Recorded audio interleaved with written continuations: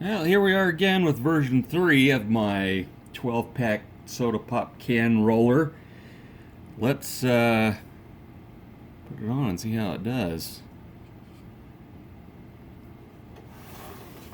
Should just slip on the back, which it does. Let's roll those cans backwards. See what we get here. It's just what the doctor ordered. Alright, a little more information about this one.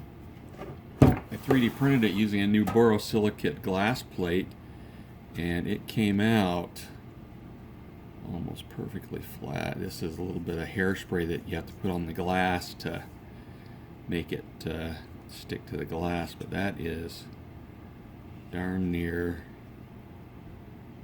perfectly flat, so I'm very happy with that.